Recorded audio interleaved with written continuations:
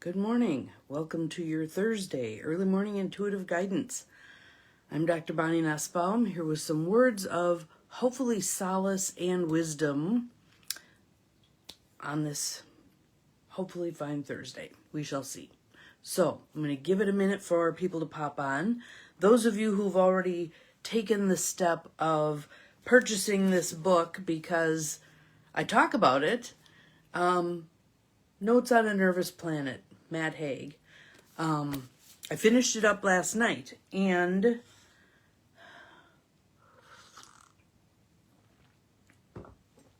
given the horrific events of yesterday, felt like it has some words to move us in a new direction. Good morning, Nancy. Glad you're here. Welcome. And looks like someone else is here as well. Welcome, welcome. Glad you are here. I feel like it's most important to talk about where now. Where now? Good morning, Abigail. Glad you are here. Thank you for the beautiful images. I appreciate that. And we need to be looking for beautiful things.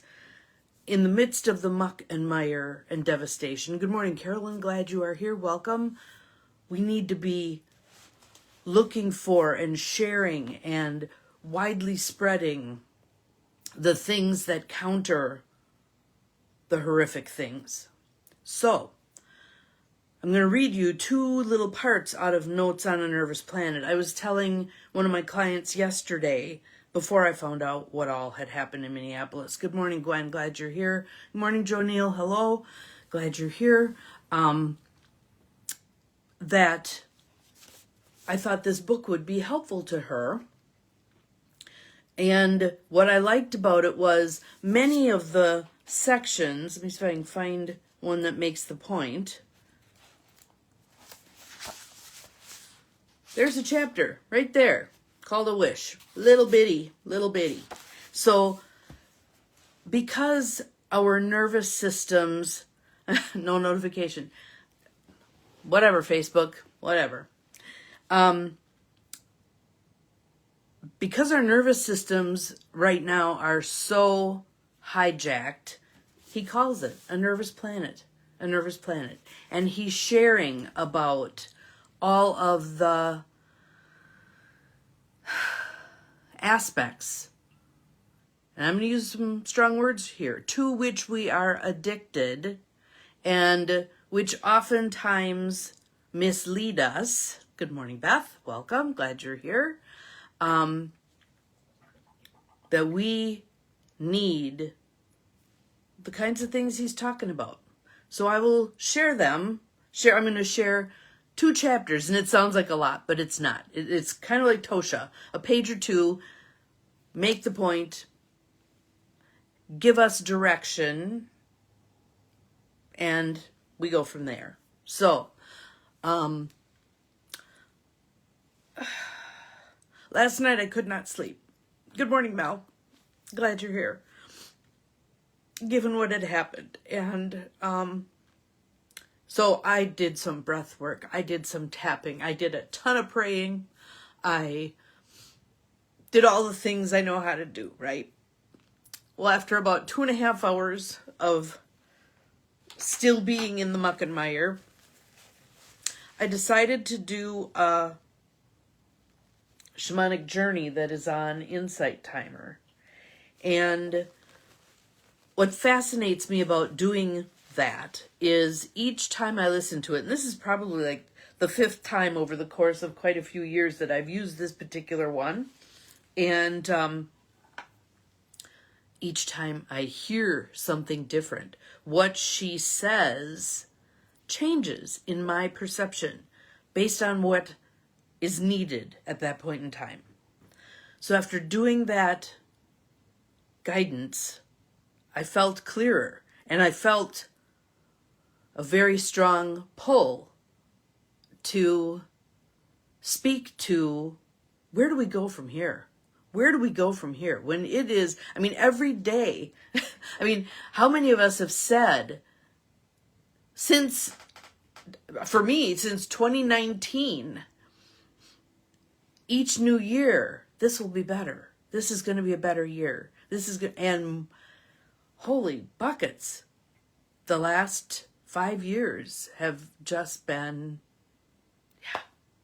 So, but what I decided was it's far more important. There are many, many people who are holding this event up for us to see what we have become and make decisions accordingly. But I haven't yet heard many people offering us guidance. Where do we go from here? So that's what I'm going to do today. So let's start with some breath and some tapping. Breathing in through your nose, out through your mouth. And as you feel, 4-letter F word, right? Feel, allow yourself to feel. Because to shut down your feelings makes it too easy for this shit to continue. Let's do the reset point. I like doing them together. You can do them separately, you can do them together. Resetting our entire nervous system. Yesterday, my beloved coffee group and I gathered again to do the second, I'm trying to remember what word they call them, but it's basically a transformation out of the Sophia Code. And all of the things that we talked about, I just so appreciate those women, I can't even tell you. So, tapping, breath.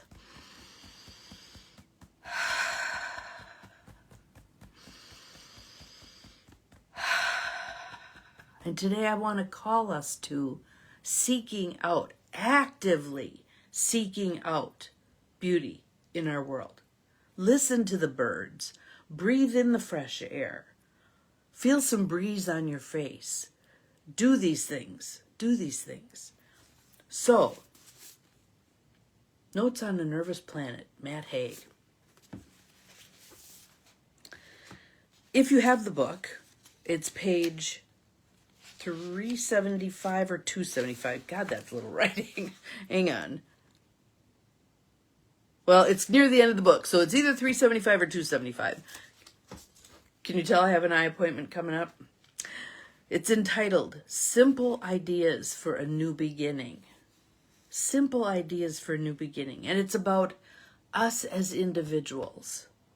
And we can extrapolate to the collective, but us as individuals. So take a breath. He's talking to all of us. Simple ideas for a new beginning. First one, awareness. Be aware of how much time you are spending on your phone, of how much news is messing with your mind, of how your attitudes to work are changing, of how many pressures you feel and how many of them stem from problems of modern life, of being connected into the world's nervous system. Awareness becomes a solution. Just as being aware of your hand on a hot stove, good morning, Ruth Ann, glad you're here, means you can take your hand off of the stove. Being aware of the invisible sharks of modern life helps you to avoid them. Second one, wholeness. Wholeness. Please hear this one. Breathe through your ears, your intuitive ears open. Wholeness.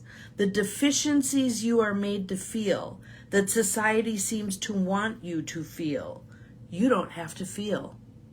You were born how you were meant to be, and remain so. You will never be anyone else, so don't try to be.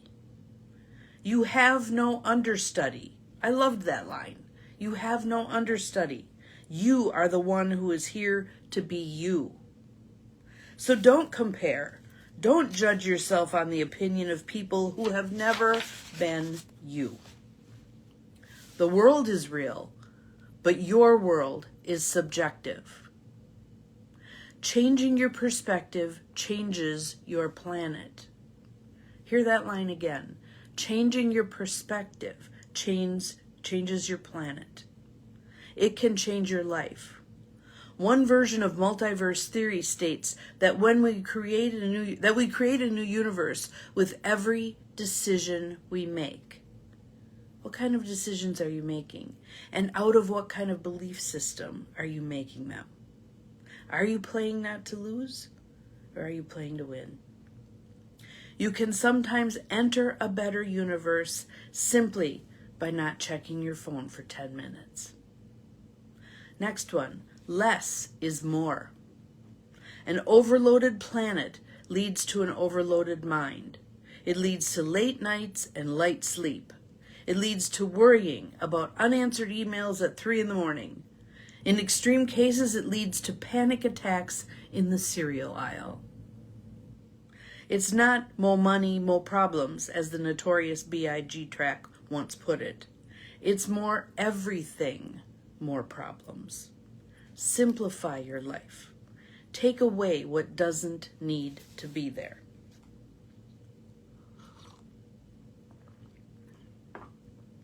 Yes, yes. Last one in this chapter. You already know what is significant. The things that matter are obviously the things you would truly miss deeply if they were gone. These are the things you should spend your time on when you can. And notice what his first word is in the list that he offers, the things that resonate for himself. People. Not things. People. People matter. People matter. People, places, books, food, experiences, whatever. And sometimes to enjoy these more, you have to strip other things back. You need to break free. I read an interesting Substack article yesterday. Again, it was one of those things where what we most need comes across our feed. And it was a retired psychologist, female, who has chronic illness. And she has moved to France from the United States. She lived in the Northeast. She moved to France. She moved to France. Her husband refused to move. She had to leave behind her beloved dog and 2 cats. She moved to France. She doesn't even speak French. She had 11 years of French and wasn't able to learn it. Now she's immersed and she's learning it. The reason she moved was she could no longer tolerate, her body could no longer tolerate being plugged in to the nervous system of the United States. She left. She is doing this blog about her experiences. Her plan for the first year is she's created this list of 12 towns, cities that she's going to rent in for a month each, and then make a decision of where she's going to settle. It was fascinating reading her writing, and in particular, her reaction to being in a different country. That was one of the things that stood out for me when I went to Iceland last summer, was the difference in the energetic feel of that country compared to ours. We've been so steeped in all this trauma, drama, subterfuge, negativity, us versus them, for so long. Our nervous systems are paying a huge price. So, let me read the next chapter. It looks like it's a 281. The world is inside you. The world is inside you. You may be part of the planet, but equally, the planet is part of you. And you can choose how you respond to it. You can change the parts that get in. Yes, in one sense, it is easy to see that the planet is exhibiting symptoms similar to an individual with an anxiety disorder. But there is no one version of the world. There are 7 billion versions of the world. The aim is to find the one that suits you best. And interestingly, 7 billion, he's just talking about the humans. What about all the other sentient beings on this planet? They all have a perspective as well. And remember, everything special about humans, our capacity for love and art and friendship and stories and all the rest, is not a product of modern life. It is a product of being human. And so, while we can't disentangle ourselves from the transient and frantic stress of modern life, we can place an ear next to our human self, or soul, if you'd rather, and listen to the quiet stillness of being. And realize that we don't need to distract ourselves from ourselves. Everything we need is right here. Everything we are is enough. We don't need the bigger boat to deal with the invisible sharks around us. We are the bigger boat. The brain, as Emily Dickinson put it, is bigger than the sky. And by noticing how modern life makes us feel, by allowing that reality, and by being broad-minded enough to change when change is healthy, we can engage with this beautiful world without being worried it will steal who we are. I think that's enough said. Have an awesome day. We'll see you again tomorrow. Remember, you are capable of far more than you think.